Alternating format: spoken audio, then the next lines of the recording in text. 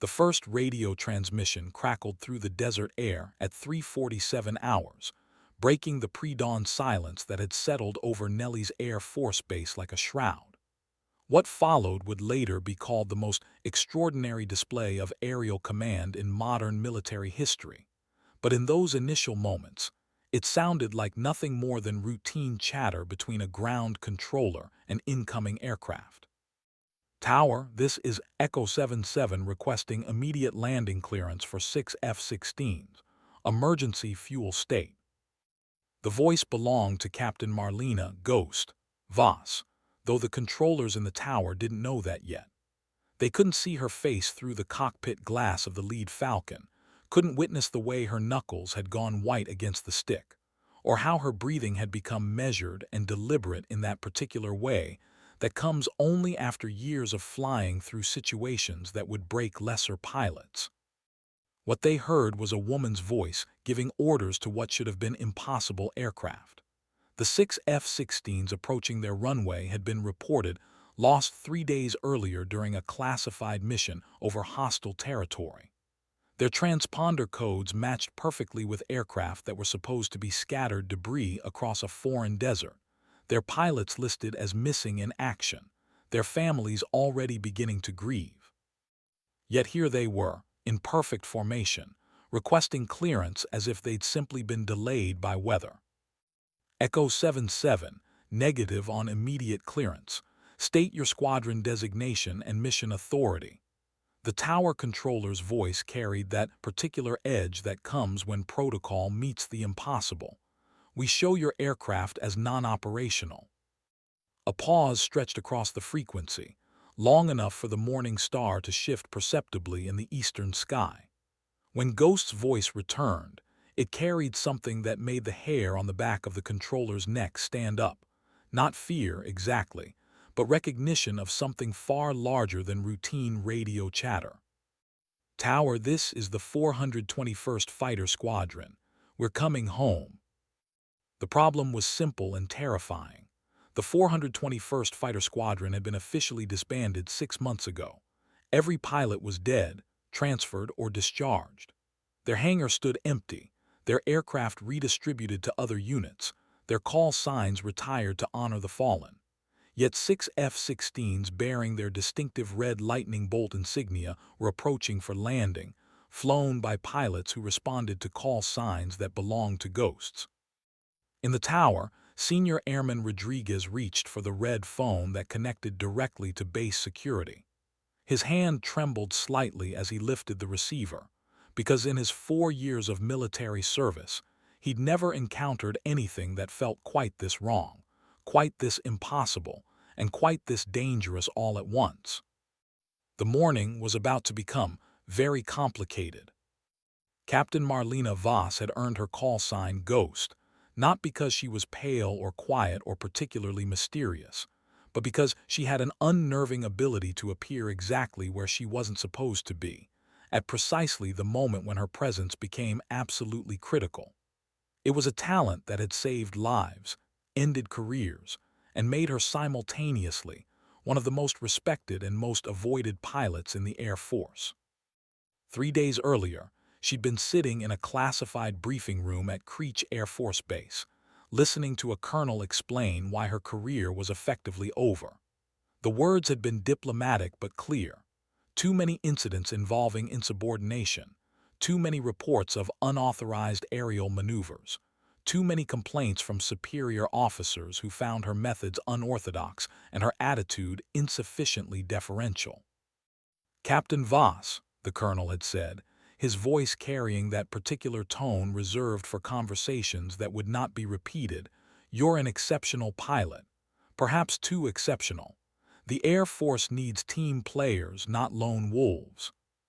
She'd nodded politely, accepted the reassignment to a desk job in Colorado Springs, and walked out of that briefing room knowing she would never sit behind a desk for the rest of her military career.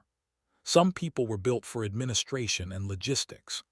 Marlena Voss was built for the sky, for the moment when gravity and physics and human limitations all conspired to kill you, and you had to be better than all of them combined just to keep breathing. That night, she'd broken into the storage facility where the 421st confiscated aircraft were being held pending redistribution. Not broken in, exactly. Her security clearance was still valid for another 72 hours, and she'd always been careful to cultivate relationships with the enlisted personnel who actually made things happen on military bases.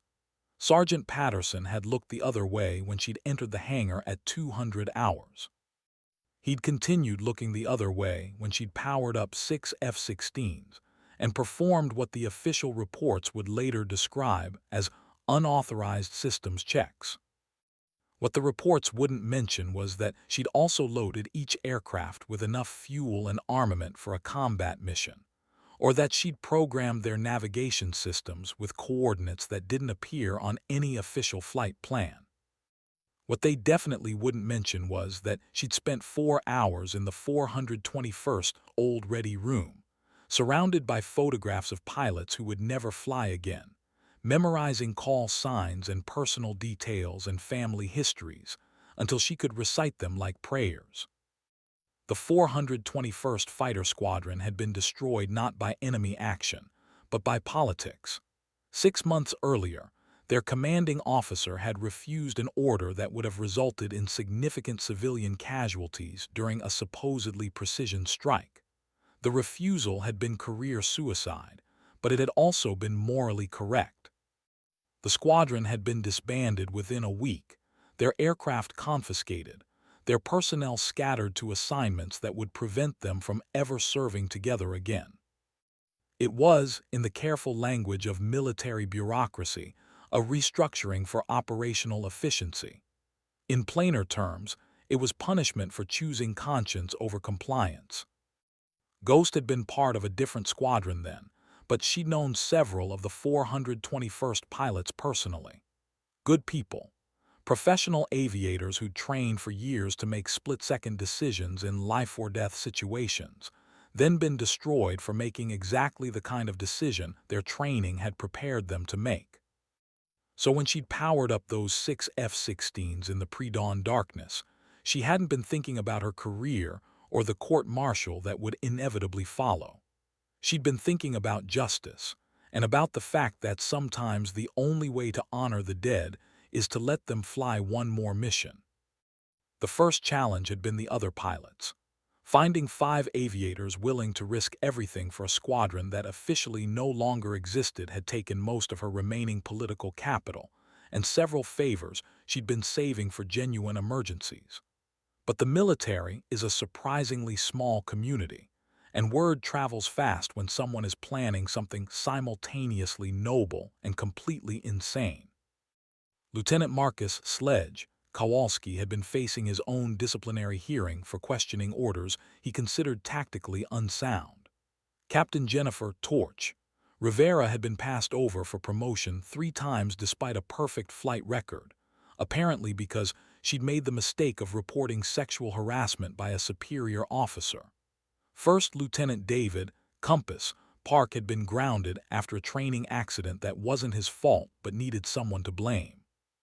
Each of them had joined for their own reasons, but they'd all understood the central mission: to fly the call signs of the fallen 421st and prove that the squadron's spirit couldn't be destroyed by administrative action. They would take those F-16s up one last time, perform a final aerial demonstration of what the 421st had represented, and then accept whatever consequences followed. It was supposed to be a symbolic gesture, a final salute to pilots who deserved better than bureaucratic extinction. None of them had expected to encounter actual combat. None of them had anticipated that their unauthorized flight would coincide with a genuine emergency that would require every skill they'd ever learned, and several they'd have to improvise on the spot. But that was exactly what happened, because the universe has a particular sense of humor when it comes to people who think they can predict how their noble gestures will unfold. The emergency call came through on the guard frequency at 9:15 hours, just as Ghost's formation was beginning their planned flyover of the 421st former home base. 6 words that changed everything. Mayday, Mayday, civilian aircraft down. The voice belonged to a search and rescue coordinator at Edwards Air Force Base, 90 miles to the south. A commercial airliner carrying 347 passengers had experienced catastrophic engine failure and was attempting an emergency landing in the Mojave Desert. The aircraft's navigation systems had failed, its radio was intermittent, and it was flying blind through a sandstorm that had grounded all conventional rescue aircraft. Any military aircraft in the vicinity, please respond. We have souls on board requiring immediate assistance. Ghost looked at her fuel gauge, calculated distances and flight times, and made a decision that would either save lives or destroy what remained of her career. Probably both.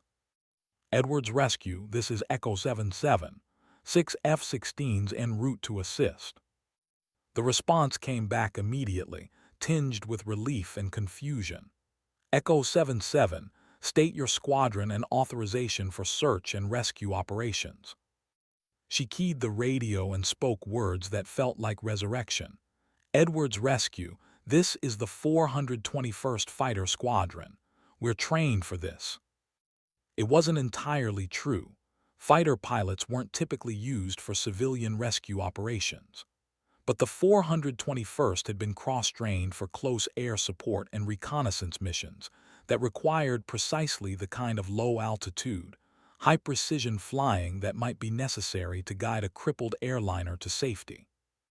More importantly, they were the only military aircraft currently airborne with the fuel and maneuverability to reach the crash site before the commercial flight ran out of options. The sandstorm was the kind of weather phenomenon that made experienced pilots reconsider their career choices.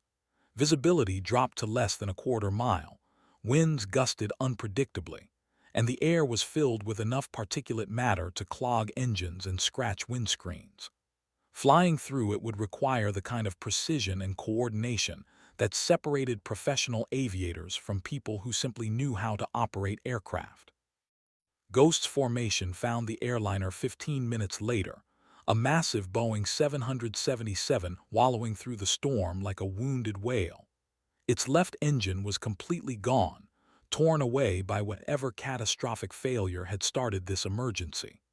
The right engine was still functioning but operating at reduced power, and black smoke streamed from somewhere in the aircraft's midsection. Commercial flight, this is military escort. Please state your condition and intentions. The airliner's captain responded with the kind of controlled desperation that comes from years of training for situations you hope never to encounter. Military escort, we've lost primary navigation and hydraulics. Attempting emergency landing but can't see the ground. We have maybe 20 minutes of fuel remaining. Ghost scanned the terrain below, what little she could see through the swirling sand. The Mojave Desert wasn't exactly known for its abundance of suitable landing sites, and the storm was making it impossible to identify anything that might serve as an improvised runway. They needed to find flat ground, clear of obstacles, long enough for a heavy aircraft traveling too fast to stop safely. It was exactly the kind of impossible situation that the 421st had trained for, back when they'd existed as more than a name on confiscated aircraft. Complex problem, limited time, lives hanging in the balance, success dependent on split-second coordination between multiple aircraft operating at the edge of their performance envelopes. Formation, this is Ghost. Spread search pattern, look for anything that might work as a landing site. Sledge, take north quadrant, torch southeast, compass southwest. I'll take direct south. Call out anything longer than 3,000 feet and reasonably flat. The responses came back crisp and professional, each pilot falling into the kind of tactical communication rhythm that suggested years of training together, even though most of them had never flown as a unit before this morning. Sometimes military professionalism transcends individual relationships and creates a kind of instant competence that looks like magic from the outside. Ghost torch. I've got what looks like an old mining road, maybe 4,000 feet, but there's equipment scattered along the length. Ghost sledge, negative on suitable sites north, too many arroyos and rocky outcroppings. Ghost compass, there's a dry lake bed about 10 miles southeast, but visibility is near zero down there. Ghost checked her fuel gauge again and made calculations that didn't add up to anything good. The airliner needed to land in the next 15 minutes, but clearing a landing site would take longer than that, and guiding the aircraft to a location they couldn't properly survey would be little better than controlled flight into terrain. Unless they did something that wasn't in any manual, something that would require trusting each other with their lives, based on nothing more than shared commitment to pilots, who were no longer alive to see whether their sacrifice had meant anything. Formation, new plan. We're going to create a visual approach corridor using our aircraft as navigation markers. I'll take lead position at the threshold of that dry lake bed.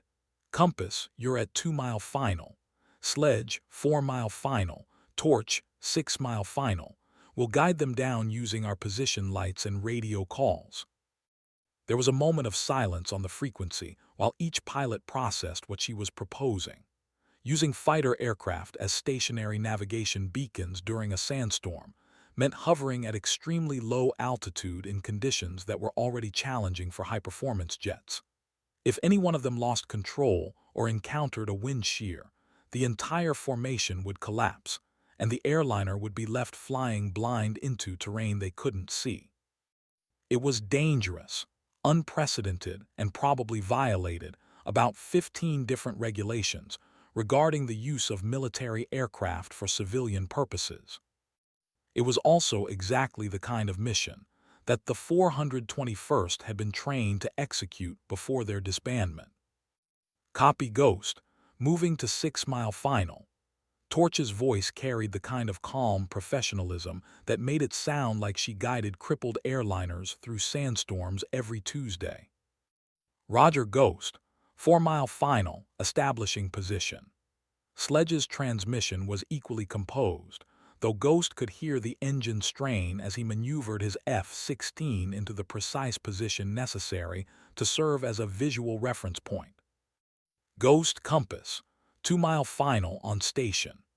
The newest member of their improvised squadron sounded nervous but determined, which was exactly the right combination for a mission that required both technical precision and complete commitment to a plan that might not work. Ghost throttled back and descended toward the dry lake bed, fighting crosswinds that wanted to push her F-16 into the ground, or spin it sideways into an unrecoverable tumble. Through the storm, she could barely make out the surface features of what she hoped was flat enough and long enough to accommodate a Boeing 777 traveling at emergency landing speed. Commercial flight, this is your military escort. We're establishing a visual approach corridor to a landing site. Follow our position lights and respond to our heading corrections. You're going to need to trust us completely on this one. The airliner captain's response carried a note of relief mixed with the kind of professional skepticism that comes from 20 years of commercial aviation. Military escort, understood. We're following your lead. Please be aware we're going to come in hot and heavy. This aircraft doesn't want to slow down with only one engine. What followed was 7 minutes of the most precise flying Ghost had ever attempted, maintaining position in a sandstorm, while talking a crippled airliner down an approach path that existed only as a series of lights in the darkness. Each radio call had to be perfect, each heading correction exactly right, because the margin for error was essentially zero. Commercial flight, turn left heading 270, descend to 2,000 feet. You're looking good on approach. Military escort, turning left 270, descending to 2,000. We have you in sight intermittently through the storm. Behind her, Ghost could hear the other members of her formation making similar calls as the airliner passed their positions. Professional, calm, precise, exactly what emergency situations required, and exactly what the 421st had been known for before their disbandment. The landing itself was controlled chaos. The Boeing 777 touched down hard on the desert floor, bounced twice, and slid for what seemed like an impossible distance before finally grinding to a stop in a cloud of dust and scattered debris. For a moment, nobody spoke on the frequency, because it was impossible to tell whether they'd just witnessed a successful emergency landing or a catastrophic crash. Then the airliner captain's voice came through, shaky but triumphant. "Military escort, aircraft is down and secure. All souls on board are safe. Thank you for bringing us home." Ghost pulled her F-16 into a climbing turn and looked back at the scene below. Through the settling dust, she could see passengers evacuating down emergency slides, moving away from the aircraft in orderly groups that suggested the kind of well-executed emergency procedures that save lives when everything else goes wrong. It was exactly the kind of successful mission that the 421st had been known for. Complex, dangerous, requiring split-second decision-making and absolute trust between pilots, ending with lives saved that would otherwise have been lost. The kind of mission that had made their disbandment such a tragedy, and their resurrection this morning something approaching miraculous. But as Ghost climbed back toward cruising altitude, she realized their real challenge was just beginning. Because while they'd successfully completed an unauthorized rescue mission using confiscated aircraft and the call signs of a disbanded squadron, they still had to explain their actions to a chain of command that had already demonstrated its willingness to destroy military careers for far less dramatic displays of independent thinking. The radio call came through exactly when she expected it, on the frequency reserved for communications that couldn't wait for proper channels and formal protocols. "Echo 77, this is Nellie's control. You are ordered to return to base immediately and prepare for debriefing. Acknowledge." Ghost looked at her fuel gauge, calculated flight time back to Nellie's, and made one final decision that would determine whether this morning's mission was remembered as an act of heroism or an elaborate court-martial proceeding. "Nellie's control, Echo 77 acknowledges. The 421st Fighter Squadron is coming home." The debriefing room at Nellie's Air Force Base had been designed to intimidate. Stark fluorescent lighting cast harsh shadows across a conference table that could accommodate 20 people, but currently seated only 3. Colonel James Morrison, the base commanding officer; Lieutenant Colonel Sarah Hayes, the Judge Advocate General representative; and Chief Master Sergeant Patricia Volkov, whose presence suggested that whatever was about to happen would have serious implications for military careers and possibly freedom. Ghost sat at the opposite end of the table, still wearing her flight suit, her helmet and gloves placed precisely in front of her, in a display of military bearing that somehow managed to be both respectful and defiant. The other 5 pilots who had participated in the morning's unauthorized mission waited in separate rooms, following standard protocol for situations where individual testimony needed to be collected before group dynamics could influence responses. Colonel Morrison opened a folder that contained what appeared to be several hundred pages of documentation, incident reports, and legal analyses that had been compiled in the 6 hours since the formation's return to base. His expression suggested the kind of controlled frustration that comes from dealing with subordinates who have created problems that are simultaneously serious and impossible to solve through conventional disciplinary action. "Captain Voss," he began, his voice carrying the weight of 25 years of military command, "perhaps you could explain why 6 confiscated F-16s bearing the insignia of a disbanded squadron were observed conducting unauthorized operations over civilian airspace this morning."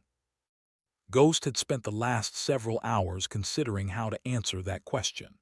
Military protocol demanded a simple acknowledgement of facts and acceptance of responsibility for violations of regulations. Personal integrity required something more complex, an explanation that captured both the legal reality of what they'd done and the moral imperative that had made their actions necessary. Sir, we became aware of a civilian aircraft in distress and responded according to our training and our obligation to preserve human life when military resources were available to assist. It was a careful answer, technically accurate but incomplete in ways that invited follow-up questions about authorization, chain of command, and the proper procedures for emergency response. Lieutenant Colonel Hayes leaned forward, her expression suggesting professional interest in the kind of legal complexity that makes military attorneys reconsider their career choices. Captain, are you claiming that your unauthorized use of government aircraft was justified by emergency circumstances? Ma'am, I'm stating that when we became aware of a situation where immediate action could prevent loss of life, we took that action using resources and training provided by the United States Air Force. Chief Master Sergeant Volkov had remained silent throughout the initial exchange, but her presence served as a reminder that military justice operated on multiple levels. Commissioned officers might face court-martial proceedings and career termination, but enlisted personnel involved in unauthorized operations faced consequences that could include criminal charges and imprisonment. Colonel Morrison consulted his notes and posed the question that cut directly to the heart of the morning's events. Captain, how do you explain your formation's use of call signs and squadron designations that were officially retired 6 months ago? This was the moment Ghost had been preparing for since she'd first powered up those F-16s in the pre-dawn darkness. The truthful answer would require explaining not just their tactical decisions during the rescue mission, but their broader purpose in demonstrating that the 421st capabilities and professional ethos couldn't be eliminated through administrative action. Sir, we flew those call signs to honor the memory of pilots who were disbanded for making the kind of difficult decisions that military training is designed to prepare us for. This morning's mission demonstrated that their professional skills and ethical standards remain relevant to Air Force operations. The silence that followed lasted long enough for the air conditioning system to cycle on and off twice. When Colonel Morrison finally responded, his voice carried a note of something that might have been admiration mixed with the kind of exasperation that comes from dealing with subordinates who insist on creating moral complexity in situations that should be straightforward disciplinary matters. Captain, are you suggesting that your unauthorized operation was intended as some form of protest against the disbandment of the 421st Fighter Squadron? Ghost met his gaze directly, knowing that her next words would determine whether this conversation ended with administrative punishment or criminal charges. Sir, I'm suggesting that this morning's mission proved that the 421st disbandment was a loss to Air Force capability, and that the pilots who served in that squadron deserved better than bureaucratic extinction. It was precisely the kind of response that military discipline was designed to prevent. A subordinate officer using unauthorized actions to make political statements about command decisions. Under normal circumstances, it would result in immediate relief from duty and initiation of court-martial proceedings. But these weren't normal circumstances, because the morning's rescue mission had been observed by civilian media, documented by air traffic control recordings, and witnessed by 347 airline passengers who were currently describing their military escorts as heroes in interviews with news organizations across the country. Lieutenant Colonel Hayes consulted her own notes and posed the question that would determine the legal framework for whatever disciplinary action might follow. Captain Voss, do you acknowledge that your actions this morning constituted unauthorized use of government property, violation of air traffic control procedures, and conduct prejudicial to good order and discipline? Ghost had spent years preparing for moments like this, situations where military regulations conflicted with broader obligations to human welfare and professional integrity. Her answer would go into the official record and become part of whatever legal proceedings might follow. Ma'am, I acknowledge that our actions were unauthorized by traditional command structure. I also acknowledge that they were necessary to prevent loss of life and were executed according to the highest standards of military professionalism. Chief Master Sergeant Volkov spoke for the first time since the debriefing had begun, her voice carrying the authority that comes from 3 decades of military service and the practical experience of managing crises that don't fit neatly into regulatory frameworks. Captain, in your professional opinion, would conventional search and rescue resources have been capable of assisting the distressed aircraft under the weather conditions present this morning? It was a crucial question, because it addressed whether their unauthorized mission had been genuinely necessary or simply an elaborate justification for actions they'd already decided to take for other reasons. Ghost's answer would determine whether their rescue operation was viewed as emergency response or elaborate insubordination. Sergeant, based on the weather conditions and the aircraft's fuel state, conventional SAR resources would not have reached the crash site in time to assist. Our formation was the only military asset positioned to provide immediate assistance. Colonel Morrison closed his folder and leaned back in his chair, his expression suggesting the kind of decision-making process that occurs when regulation conflicts with reality in ways that demand creative solutions. When he spoke again, his voice carried a note of resignation mixed with something that might have been respect. Captain Voss, you've created a situation that has no precedent in Air Force disciplinary history. You've conducted an unauthorized mission using confiscated aircraft to honor a disbanded squadron, and in the process, you've saved 347 civilian lives in a rescue operation that will probably be studied in military academies for the next 50 years. He paused, consulting notes that appeared to contain communications from multiple levels of command, including references to Pentagon oversight and congressional interest in the morning's events. Your actions were clearly unauthorized and potentially criminal. They were also demonstrably effective and consistent with the highest traditions of military service. The question now is how to respond to success achieved through methods that should result in court-martial proceedings. Ghost remained silent, recognizing that this was the moment when her fate would be determined by considerations far beyond her individual actions. The rescue mission had been observed by too many people and documented too thoroughly to be dismissed or minimized. The media attention meant that any disciplinary action would be scrutinized by civilian oversight and political officials who might have different perspectives on military regulation versus successful mission outcomes. Lieutenant Colonel Hayes reviewed her legal analysis and offered the assessment that would frame whatever decision followed. Sir, prosecuting this case would require arguing that saving civilian lives through unauthorized but effective military action should result in criminal punishment. That's not a legal position the Air Force wants to defend in civilian courts. Chief Master Sergeant Volkov added the practical perspective that would ultimately determine policy.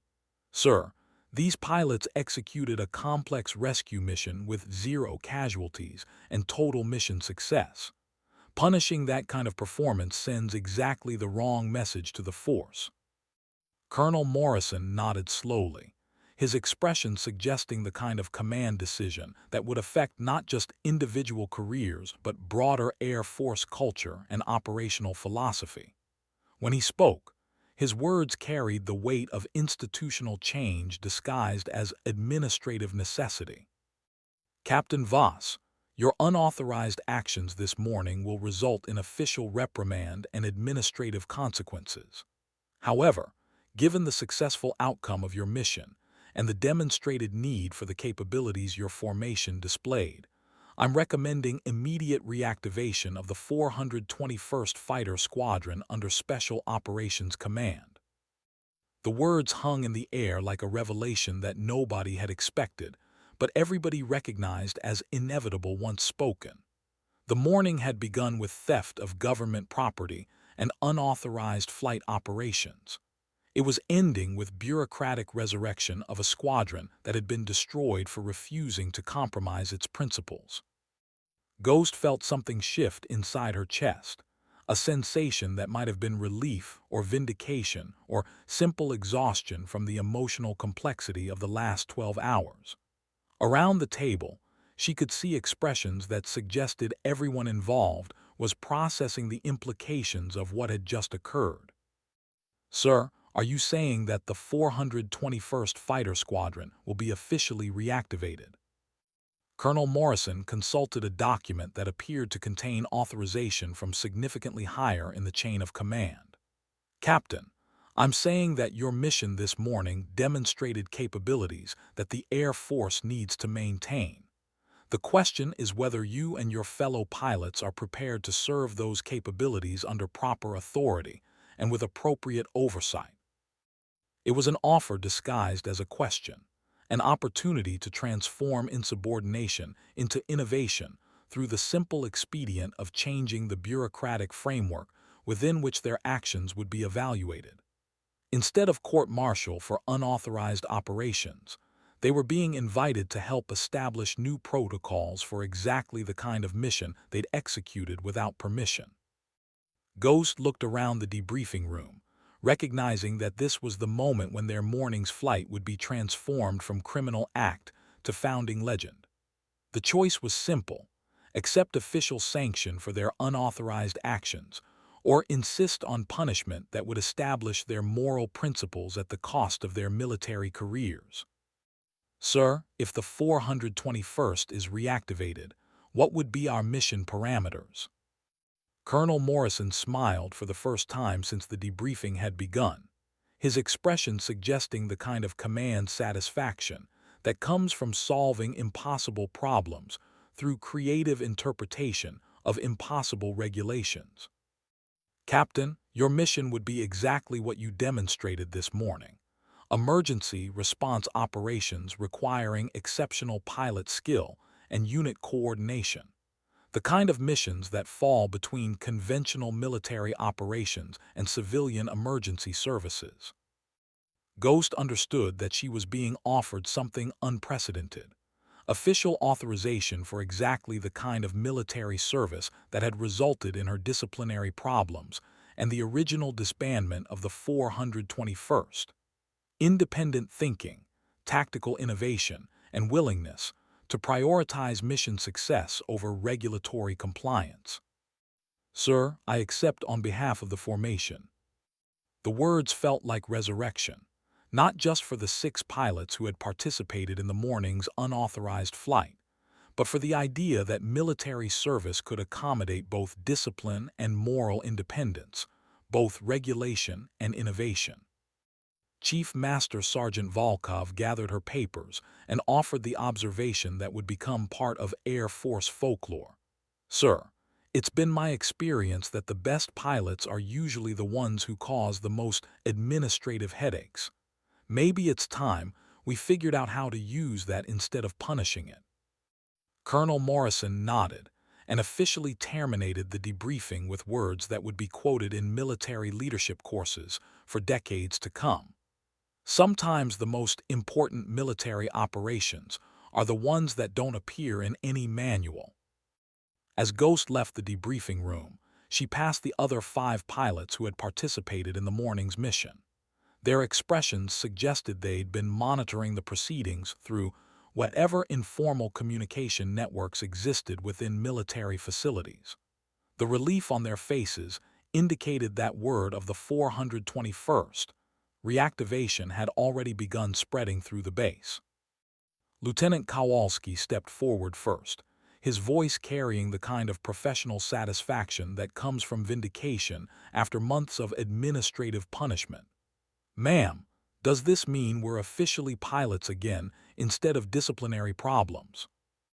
Ghost smiled, recognizing that they'd accomplished something that went far beyond saving 347 civilian lives during an emergency rescue mission. They demonstrated that military excellence couldn't be eliminated through bureaucratic action, and that sometimes the most important military operations were the ones that challenged existing procedures instead of following them. Sledge, it means we're the 421st Fighter Squadron. Again. The reactivation ceremony took place 6 weeks later on a clear morning that seemed designed for military pageantry. The entire event was orchestrated with the kind of precision that the Air Force reserves for occasions that need to balance tradition with innovation, ceremony with practicality, and public relations with genuine operational necessity. Ghost stood at attention in front of 6 F-16s that had been restored to full operational status and decorated with the red lightning bolt insignia that identified them as aircraft of the 421st Fighter Squadron. The same aircraft that had been confiscated 6 months earlier were now officially assigned to a unit that had been disbanded, then resurrected through actions that had technically constituted theft of government property. The contradiction wasn't lost on anyone present, including the collection of senior officers, Pentagon officials, and media representatives who had gathered to witness what one Air Force publication called the most unusual squadron reactivation in military history.